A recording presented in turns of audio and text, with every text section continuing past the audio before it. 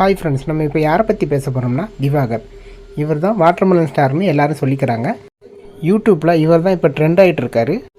இவருக்கு இப்போ என்ன பிரச்சனைனா, இவ்வளோ நாளும் எல்லா சேனல்லையும் உள்ளவங்களும் இவரை கூப்பிட்டு பேட்டி எடுத்தாங்க. அவர் தான் நடிப்பு அரக்கன், அவர் தான் அடுத்த ஸ்டாரு, அவர் தான் அடுத்த எம்ஜிஆர் அப்படின்னு எல்லாரும் சொல்லிட்டாங்க. அவரும் கீழே உளுந்து அழுது புரண்டு, நான் தான் பெரிய நடிகர், நான் சின்ன வயசுலேருந்தே நடிச்சுக்கிட்டு இருக்கேன், எனக்கு நடிப்புன்னா கைவந்த கலை, இப்போல நடிகர் யாருக்கும் நடிக்க தரல. அப்புறம் என்ன சொல்லியிருக்காருன்னா, எனக்கு 1000 ரூபா சம்பளம் தான் இப்போ கொடுத்து கூப்பிட்றாங்க, எனக்கு ஸ்டார்டிங்லே ஒரு 10 லட்ச ரூபா இல்லை 50 லட்ச ரூபா இப்படி சம்பளம் கொடுத்து என்னை கூப்பிடணும், நான் அவ்வளோ திறமையானவன், எனக்கு கம்மியான அமௌண்ட்டு கொடுத்து நடிக்க கூப்பிட்றாங்க. இது போக சில நடிகர்கள், டைரக்டர் அட்லி இவங்களெல்லாம் பற்றி தாழ்த்தி பேசியிருக்காரு. இதே போல் நிறைய பேரை பற்றி அவர் பேசியிருக்காரு. எப்போவுமே தன்னுடைய திறமையை தான் அவர் காட்டணும், அடுத்தவங்களை தாழ்த்தி பேசி நாம் திறமையானவங்கன்னு காட்டக்கூடாது. ஸோ இவருக்கும் நிறைய ஆரம்ப கட்டத்தில் நிறைய சேனல்கள் உதவி பண்ணியிருக்கீங்க இவருக்கு மேலே வர்றதுக்கு.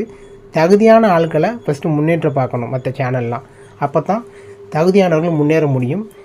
இப்போ ரீசெண்டாக ஒரு சேனலில் நவீன்கிற ஒரு ஆங்கர் வாட்டர்மெலன் திவாகர் அவர்களை கூப்பிட்டு வேறு லெவலில் வச்சு செஞ்சிட்டாரு. கூப்பிட்டு போய் கலாச்சி, நீ எல்லாம் ஒரு ஆளே கிடையாது அப்படின்னு சொல்லி அனுப்பிச்சிட்டாரு. இந்த மாதிரி ஆளுங்களை இப்படி தான் பேட்டி எடுக்கணும், சரிங்களா? இந்த மாதிரி ஆளுங்களை பேட்டி எடுக்கிறதே ஒரு பப்ளிசிட்டி தான், இதுவே தப்பு தான். இருந்தாலும் இந்த மாதிரி ஆளுங்களை தேவையில்லாமல் வளர்த்து விடாதீங்க. எத்தனையோ பேர் வாழ்க்கையில் வாய்ப்பு கிடைக்காம தவிச்சிட்டு இருக்காங்க. அந்த மாதிரி ஆளுங்களை கூப்பிடுங்க, அவங்கள கூப்பிட்டு வளர்த்து விடுங்க, அவங்களுக்கெல்லாம் திறமையை பேட்டி எடுத்து சேனலில் போடுங்க.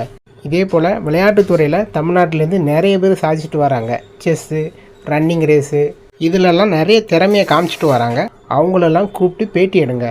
இந்த மாதிரி தேவையில்லாத ஆளுகளை பப்ளிசிட்டி பண்ணி உயர்த்தி விடாதீங்க. ஏன்னா அவருக்கு ஏற்கனவே சொந்த தொழில் இருக்குது, அவர் அந்த தொழிலை பார்க்கட்டும்.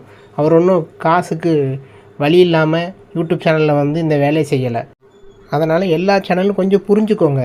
இந்த மாதிரி தேவையில்லாதவங்களை வளர்த்து விடாதீங்க. கஷ்டப்படுறவங்கள, திறமையானவங்கள பேட்டி எடுத்து சேனலில் போடுங்க, அவங்கள நல்லபடியாக வளர்த்து விடுங்க.